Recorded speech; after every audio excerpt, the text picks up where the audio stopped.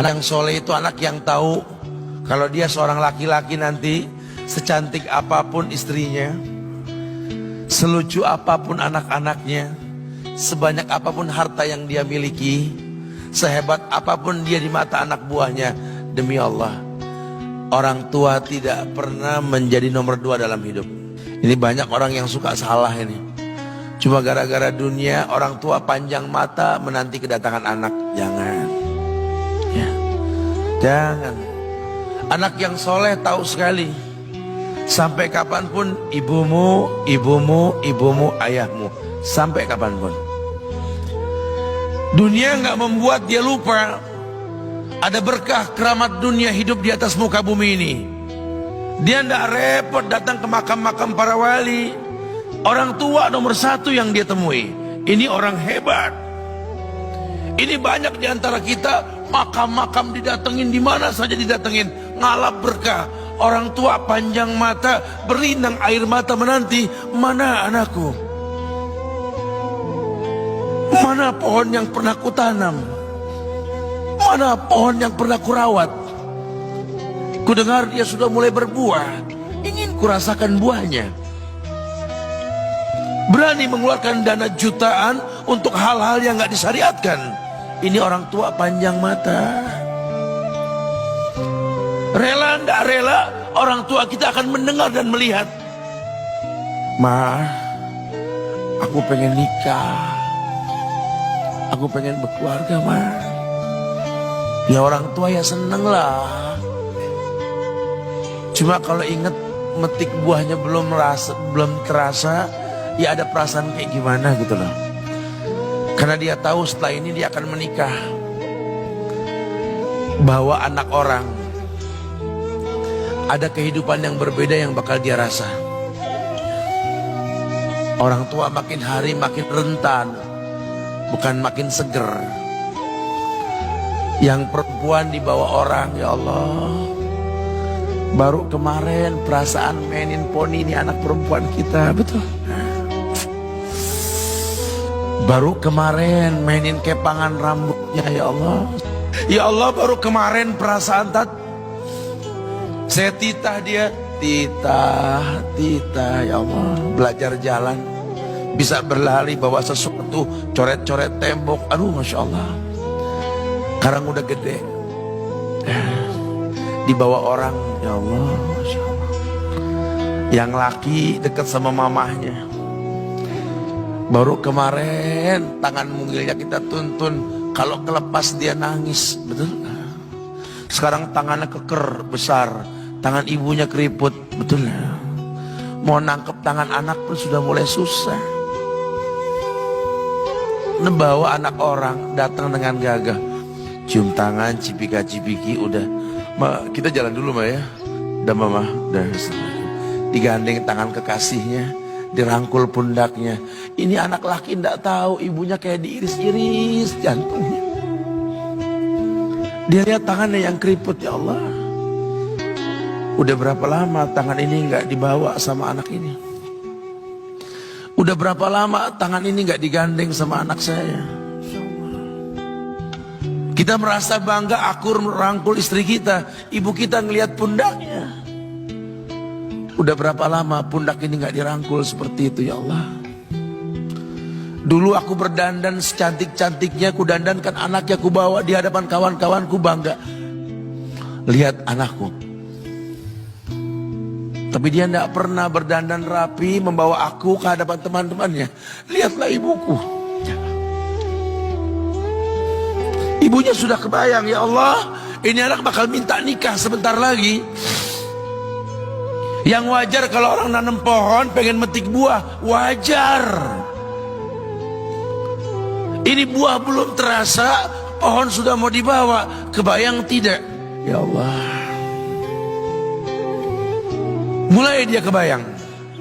Sehingga rasa-rasa seperti ini menjadi tumpukan rasa di hati orang tua kita, yang nanti pada akhirnya dia pun bakal kembali ke hadirat Allah, kita pun bakal kembali ke Allah, betul?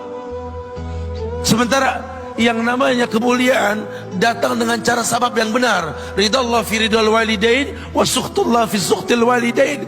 Ridha Allah ada di ridha orang tua, murkanya pun sama. Karena semua ibadah yang dia lakukan berujung pada surga. Dan yang paling gampang ketika dia mau menaklukkan dunia, demi Allah, berkah orang tua dulu yang diambil. Ini dirasa oleh orang mulia yang Nabi katakan, innahu min ahlis sama, innahu min ahlis sama. Manhu? Siapa dia? Sahabat manusia yang pernah hidup zaman sahabat tapi nggak ketemu Rasul, yang bernama Uwais Al-Qarni, pemuda miskin pengembala kambing di negeri Yaman, padang tandus yang dia tinggal di situ, yang dia kesampingkan hidupnya untuk ibunya, untuk ibunya. Tidaklah terucap kalimat satu yang ingin ibunya pengen, kecuali Uwais pasti akan melakukannya apapun, dan ibunya cacat. Apa kata Uwais? Tidak akan pernah terlontar kata dari mulut ibuku kecuali kan kulakukan yang dia inginkan. Masya Allah. Ibunya cacat dan dia yang menomorduakan diri, yang penting orang tuanya dulu. Hingga satu waktu ibunya berkata, wahai Uwais, ibu sudah tua.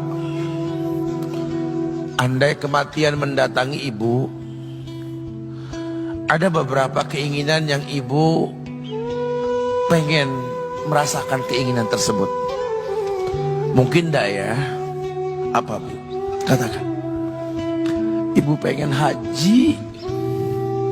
Bengong, Wes, ya Allah Bu, ini Yaman, Hadramaut, yang sekarang saja pesawat itu bisa 3 jam menuju Saudi itu, 2 jam lebih lah menuju Saudi.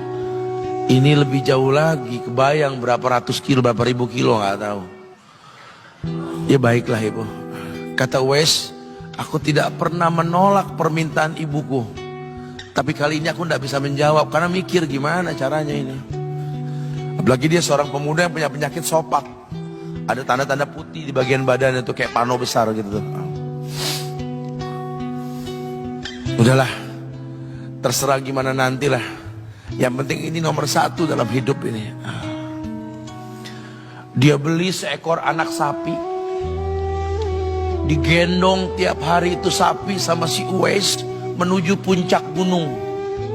Turun lagi, gendong ke atas, turun lagi tiap hari. Sampai orang bilang, Uwais gila no. Orang sapi dipiara, dia digendong tiap hari naik gunung yang tinggi. Sampai nggak berasa, dikatakan 8 bulan dia lakukan itu. Sehingga terbentuklah fisiknya yang bagus karena olahraga tiap hari bawa itu sapi. Dan sapi itu makin berat, dalam hikayat dikatakan sampai di atas 100 kilo itu sapi. Kemudian dia tetap gendong ke atas dan dia yakin, bismillah saya yakin. Sampailah bulan haji, ibu naik ke pundakku, digendong ibunya dari negeri Yaman. Subhanallah, gak ada yang gak mungkin. Lihat, dibawa ibunya ke Mekah, bertawaf di Ka'bah, dunia menyaksikan. Bahkan hikayat mengatakan dia sempat bertanya kepada sahabat Abdullah bin Umar, aku telah menggendong ibuku dari negeri Yaman menuju Mekah, bertawaf di Ka'bah ini. Sudahkah aku membayar jasa ibuku? Apa kata sahabat Abdullah bin Umar? Bahkan satu hentakan napas pun ketika melahirkanmu belum terbayar. Bahkan satu hentakan napas pun ketika melahirkanmu belum terbayar. Dia selesaikan tawafnya. Dia selesaikan tawafnya. Selesai tawaf, dibawa ibunya ke makom Ibrahim untuk sholat 2 rakaat. Selesai sholat, dia angkat tangan, dia berdoa kepada Allah, ya Allah, ampunkanlah ibuku ya Allah. Ampunkan ibuku ya Allah. Masukkanlah dia ke sorgamu ya Allah. Masukkan dia ke sorgamu ya Allah. Ibunya berbisik, Uwais, sudahlah, mintalah pada Tuhanmu ampunan untuk dirimu dan sorga untukmu.